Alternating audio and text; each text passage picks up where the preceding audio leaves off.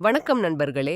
உங்கள் வாழ்க்கையில் எதிர்பாராத சிரமங்கள், கடின நிலைகள், தடைகள் அடிக்கடி வந்து கொண்டே இருக்கிறதா? எவ்வளவு முயற்சி செய்தாலும் பலன் தாமதமாகிறதா?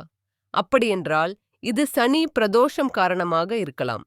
சனி பகவான் நம்மை சோதிப்பார், சிரமம் கொடுப்பார், ஆனால் கடைசியில் பெரும் பலனும் தருவார் என்பதையும் நீங்கள் தெரிந்து கொள்ள வேண்டும். இன்று இந்த வீடியோவில் சனி பிரதோஷம் என்றால் என்ன, அது எப்படி நம்மை பாதிக்கிறது, அத குறைக்க என்ன செய்யலாம் அப்படின்பதை விரிவாக பார்ப்போம். வீடியோ முடிவு வரை கண்டிப்பாக பாருங்கள். அதோட நம்ம தமிழ் அஸ்ட்ராலஜி சேனலுக்கு சப்ஸ்கிரைப் பண்ணிக்கோங்க. பெல் ஐகானை அழுத்துங்க. அப்பதான் எங்கள் அடுத்த வீடியோக்களை நீங்கள் உடனுக்குடன் பார்க்க முடியும். சனி பிரதோஷம் என்றால் என்ன? சனி பகவான் என்பது நவகிரகங்களில் மிகவும் முக்கியமானவர். அவர் கர்மகாரகன் என்று அழைக்கப்படுகிறார். அதாவது நாம் வாழ்க்கையில் செய்த நற்செயல்கள், தீய செயல்கள் அனைத்துக்கும் அவர்தான் பலனை வழங்குவார். சனி பிரதோஷம் என்றால் நம்முடைய பாவங்களுக்கு ஏற்ப சனி பகவான் தரும் விளைவுகள். இது தண்டனை அல்ல, ஆனால் வாழ்க்கை பாடம். எடுத்துக்காட்டாக, ஒருவருக்கு கடுமையான கடன் சுமை, தொழிலில் தடைகள், உடல் நலம் பாதிப்பு, குடும்பத்தில் சிக்கல்கள் போன்றவை ஏற்படுவது சனி பிரதோஷத்தின் விளைவாக இருக்கலாம். ஆனால் இந்த அனுபவங்கள் மூலம் நம்மை சனி பலமாகவும் புத்திசாலியாகவும் மாற்றுகிறார்.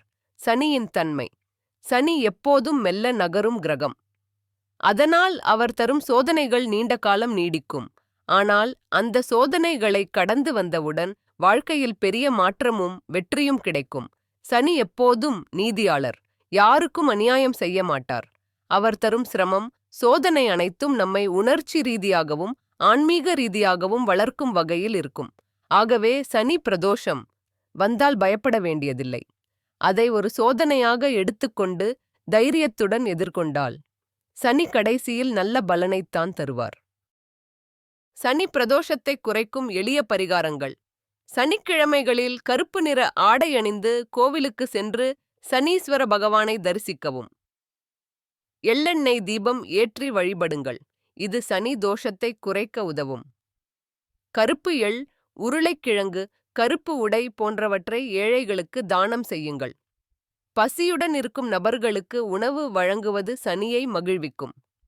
சனி பகவான் அஞ்சனேயர் பக்தர்களுக்கு தீங்கு செய்ய மாட்டார். எனவே சனிக்கிழமைகளில் ஹனுமான் கோவிலுக்குச் சென்று அஞ்சனேயரை தரிசிக்கவும்.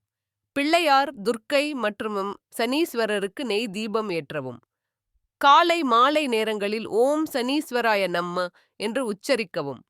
சனியுடன் குருவின் அருள் சேர்ந்தால் பிரச்சனைகள் குறையும். எனவே வியாழக்கிழமைகளில் குருவை வழிபடுவதும் நல்லது. சனி பிரதோஷம் வரும் காலங்கள்: சனியின் மிக முக்கியமான காலம் ஏழரை சனி என்று அழைக்கப்படுகிறது. இது வாழ்க்கையில் மிகுந்த சோதனைகளைத் தரும். அதேபோல் அஷ்டம சனி காலமும் சிரமங்களைத் தரும்.